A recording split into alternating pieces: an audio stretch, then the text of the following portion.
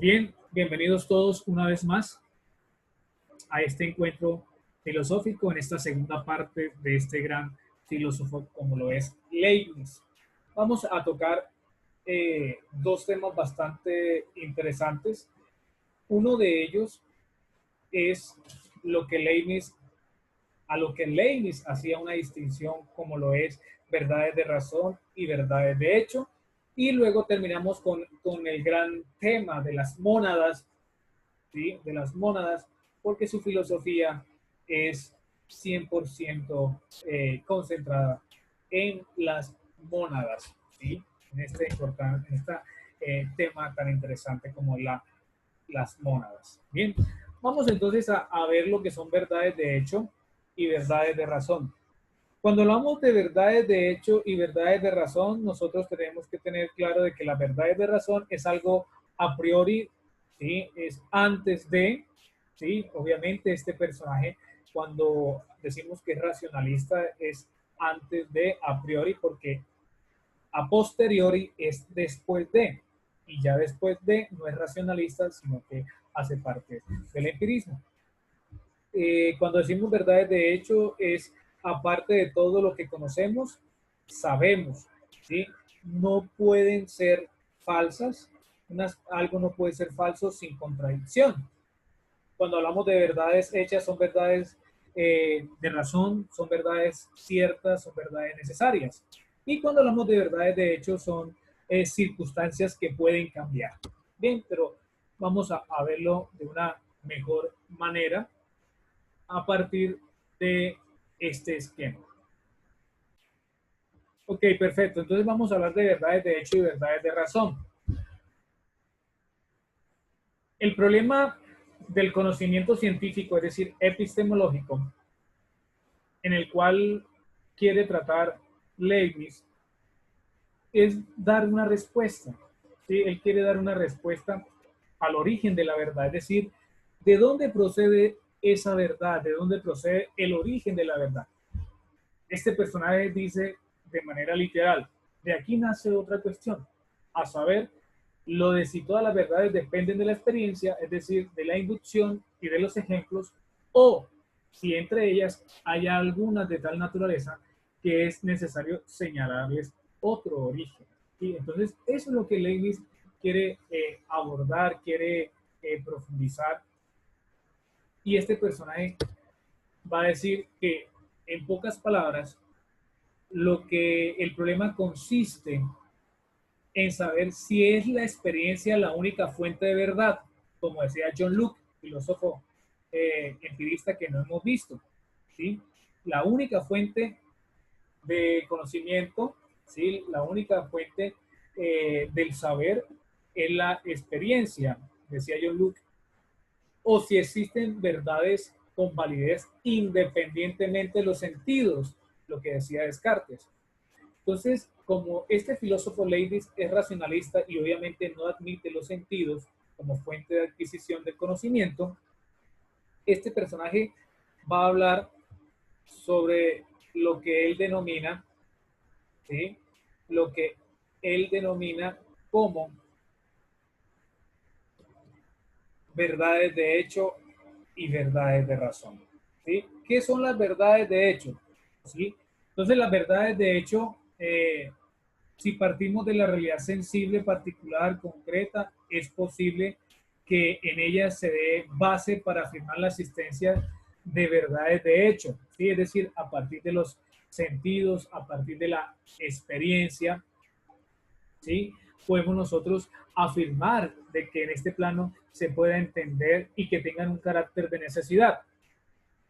Eh, pero como tal, no tienen como algo de necesidad porque obviamente se refieren a lo existente, es decir, se basan en un principio de razón, ¿sí? Un principio. Estamos hablando de las verdades de hecho, y cuando hablamos de las verdades de hecho, no tienen, ¿cierto? No tienen un plano de carácter de necesidad, se refieren a lo existente, a lo que ya está, se basan en el principio de razón suficiente, ¿sí? Cuando decimos principio de razón suficiente es aquella que requiere de una demostración y que parten de la experiencia y son a posteriori, ¿sí? Lo que veníamos hablando hace poco. Son ideas confusas, son las que adquirimos por medio de la experiencia. Esas son las verdades de hecho. Pero cuando hablamos de las verdades de razón,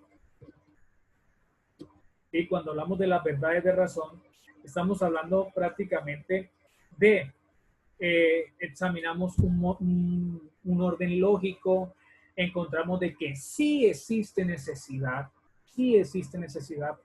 ¿Por qué existe necesidad? Porque en ella rige lo que es la aplicación del principio de identidad, ¿sí? No hay contradicción, ¿sí? No hay un tercer excluido, tiene carácter de necesidad, porque se refiere a la esencia, son intuitivas, ¿sí? Todo lo que viene del racionalismo proporciona esencia, verdades lógicas, se basan en principios, son evidentes, no requieren de demostración, son innatas, ¿sí? Son propias, ya están en nosotros, ¿sí?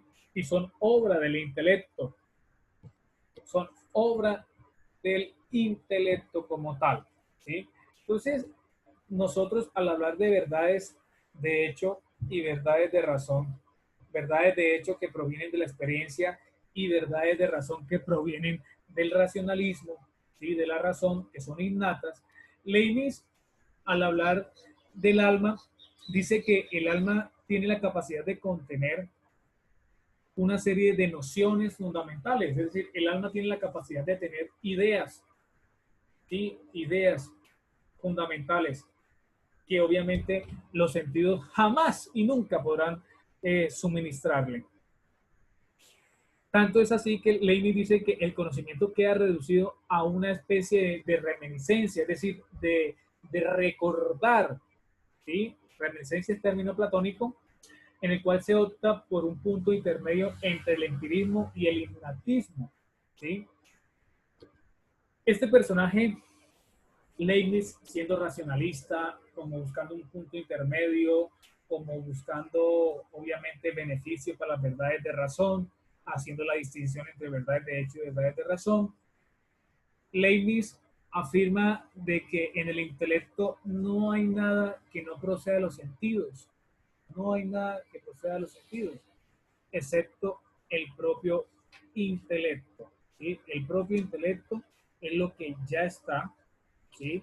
En nosotros, es decir, no hay nada que proceda de los sentidos porque ya está, en nuestro intelecto ya está, ¿sí? Entonces, es algo muy interesante, muy, eh, muy inquietante, porque el ideal que pretende Leibniz es llegar a una filosofía, a una ciencia, perdón, a una ciencia universal. Y esa ciencia universal es como llegar a una enciclopedia total de todos los conocimientos humanos. Sí, eso es lo que quería hacer Leibniz. En una biblioteca, en una enciclopedia, tener todos los conocimientos humanos y por lo tanto Leibniz lo que quería hacer era una confusión, una unión, una universalidad, una coherencia y todo eso se iba a ver reducido en que en la enciclopedia era lo que él tanto anhelaba, es decir, llamar a cada uno de los eruditos de ese tiempo, de ese entonces, y todo ese cúmulo de conocimientos, hacerlos todos en una enciclopedia. Pero bueno, desafortunadamente no salió tal cual como él quería y que hubiese sido muy interesante y muy importante. Esto significa que el alma es innata a sí misma, es decir, el alma ya está, es intelecto, su actividad es a priori, ¿sí? A priori, porque en verdad de hecho vemos en lo a posteriori, lo después, y en verdad es de razón que está el alma, que es intelecto, que es innata, que es algo a priori, pues obviamente preceden la experiencia, es decir, no le dan la importancia a ese tema de la experiencia y obviamente es un innatismo virtual, no actual. Es decir, las ideas presentes en nosotros eh, hacen de nosotros unas virtualidades naturales, ¿sí? Unas disposiciones. Nosotros aprendemos, nosotros crecemos, nosotros ampliamos nuestro concepto, nosotros llegamos a comprender la realidad como tal. Entonces, El universo para Leibniz, chicos, es algo infinitamente armonioso. El universo, todo lo que hay en el universo, porque este hombre es científico y obviamente matemático y filósofo, todo lo que hay en el universo es infinitamente armonioso en unidad. Es armonioso en unidad, es armonioso en multiplicidad, es armonioso en coordinación, es armonioso en la diferenciación de sus partes, ¿sí? Entonces, este señor nos va a hablar de un tema como son las mónadas. Y ese le pido el favor a usted, a cada uno de los chicos que están conectados, ¿sí? Que este es un tema bastante interesante. O sea, si usted tomó apuntes de lo que hemos venido hablando, pues en este momento va a ser mucho más importante e interesante este tema, ¿sí? De que usted me aumente los apuntes, ¿sí? Es más, si quiere, a cada diapositiva le puede tomar el pantallazo para que tenga la diapositiva total, completa, que le va a servir para que pueda entender un poco más la filosofía de este señor. Las mónadas. ¿Qué son las mónadas? Bueno, las mónadas son manifestaciones de todo cuanto existe en forma de unidades, ¿sí? Nosotros somos mónadas. Cada uno de nosotros, cada uno de ustedes es una mónada, ¿sí? Nuestro espíritu es una mónada, pero nosotros estamos constituidos por distintos tipos de mónadas, ¿sí? Nosotros estamos constituidos por distintos tipos de mónadas. Miremos cómo este personaje hablaba de mónadas. Para llegar a este concepto, Leibniz simplemente lo que hizo fue advertir, ¿sí? Como ya lo habíamos mencionado, lo del finalismo y la parte de los sustanciales, y que Leibniz no acepta el mecanicismo puro como explicación de la realidad, sino que tiene que ser como algo de la mano o como mezclado entre lo que es el mecanicismo y el finalismo para poder explicar lo que es la extensión, ¿sí? Y obviamente el fenómeno no puede ser explicado por una sola cuestión, sino que debe ser explicado por varias. Hablaba de la extensión, ¿sí? De la extensión es algo que se debe explicar, ¿sí? Y que no estaba en común acuerdo como lo planteaba Descartes, sino que él decía que para poder explicar la extensión lo hacía, o sea, no lo explica la inercia, sino que lo explica aquella resistencia que el cuerpo opone al movimiento, ¿sí? Hasta que obviamente se produzca una fuerza y existe el movimiento como tal. Hay un efecto geométrico matemático para explicar lo que es la extensión y el movimiento, ¿sí? ¿Qué sucede?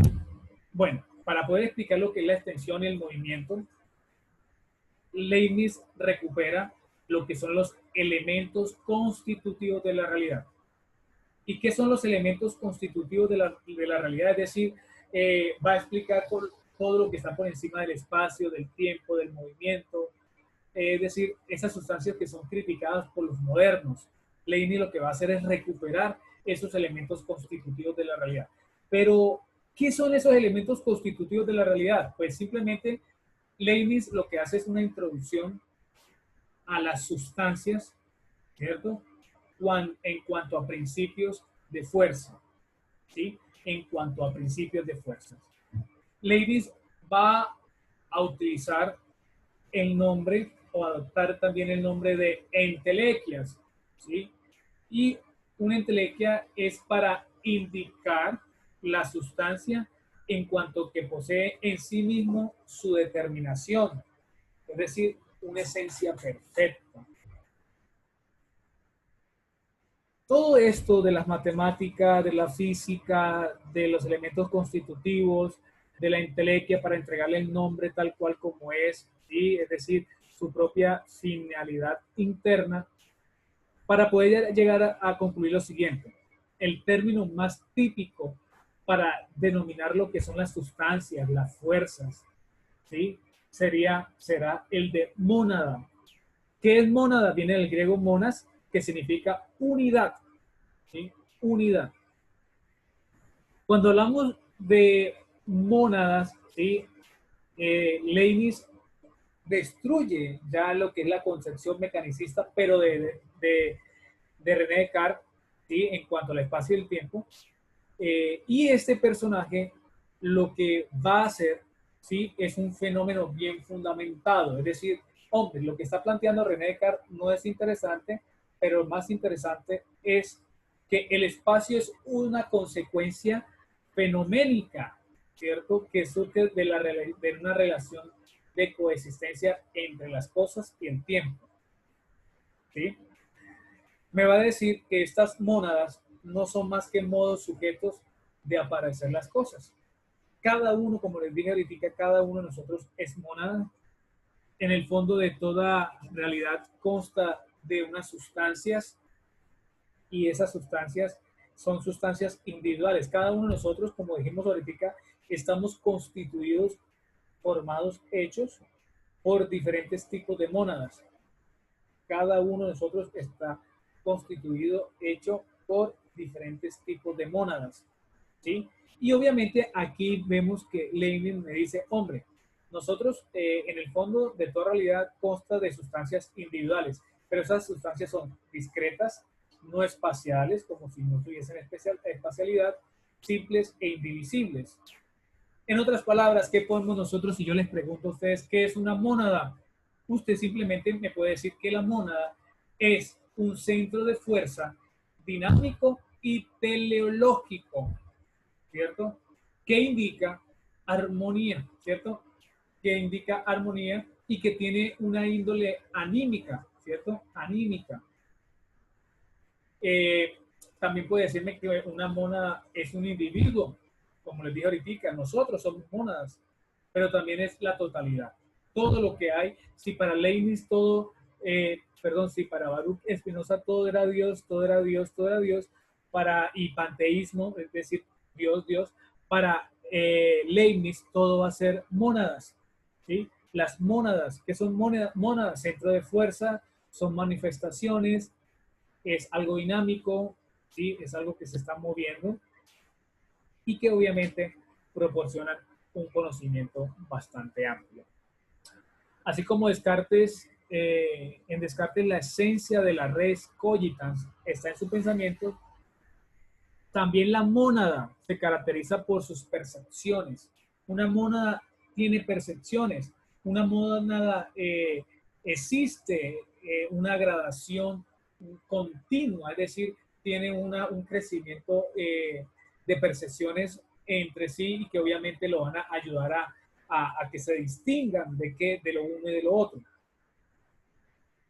Mientras que Dios todo lo conoce de forma clara y precisa, en el hombre todo conocimiento racional claro va entrelazado con un conocimiento sensible confuso.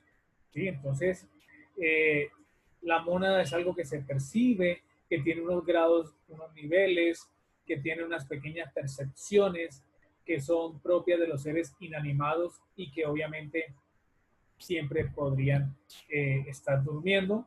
Ya para terminar, ¿qué podemos nosotros seguir ampliando de las mónadas? Bueno, la mónada es el universo entero, todo lo que constituye el universo. Eh, lo que percibe la mónada de forma precisa es su propio cuerpo. Cada uno de nosotros es una mónada. Proporcionan conocimiento al resto del mundo. Tiene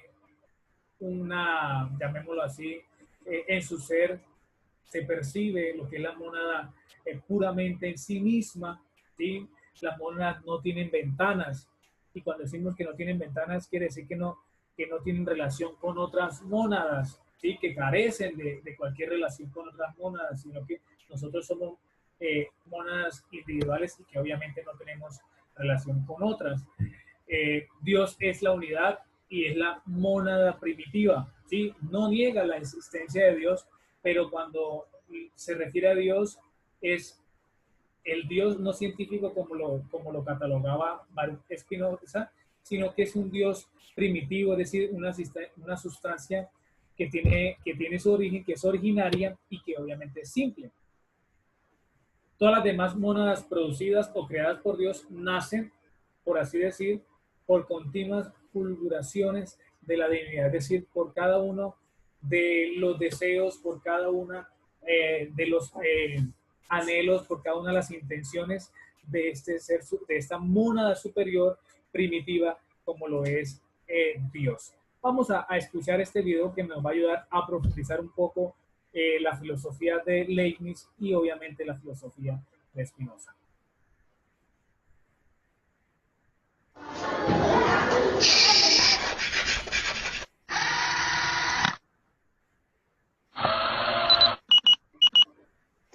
Bienvenidos a unprofesor.com. Hoy vamos a hablar del pensamiento de Leibniz y Spinoza.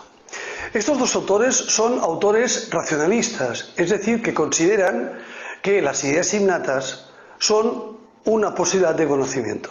Sin embargo, aquello que diferencia el pensamiento de Leibniz y de Spinoza es su concepción sobre la sustancia.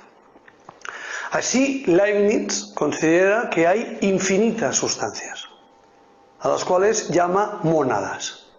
Serían una especie de átomos en los cuales está interiorizado todo el conocimiento, por eso el conocimiento es de ideas innatas, y Leibniz afirma que el conocimiento que tienen las mónadas lo tienen en su interior porque las mónadas no tienen ventanas. La idea de Leibniz podría ser parecida al atomismo del cual hablábamos hace ya tiempo cuando hablábamos del pensamiento presocrático. Sin embargo, Spinoza tiene una idea totalmente diferente. Digamos que incluso podríamos decirla como la contraria. Para Spinoza existe una sola sustancia. Spinoza lo que hace es aceptar la idea de que la auténtica definición de sustancia es la de que sustancia es aquello que es capaz de existir por sí solo. Y según esta definición, Spinoza considera que solo Dios puede existir por sí solo. Lo que hará Spinoza es identificar Dios con la naturaleza. El universo podría ser considerado como una especie de elemento material de Dios. Este pensamiento, que llamamos panteísmo, lo que hace es considerar que solo existe Dios y el resto de cosas que existen forman parte de él. Spinoza tendrá problemas en su comunidad judía y también en el terreno del cristianismo, ya que sus ideas están muy lejos de las aceptadas por las religiones. Sin embargo, el hecho de vivir en Holanda, en una especie de paraíso de la libertad de expresión, permitirá que sus obras sean publicadas sin ningún problema. Os invito a que vayáis a la página web de un profesor y la forma de poneros en contacto conmigo por si tenéis alguna duda. Ok, perfecto. Muchas gracias.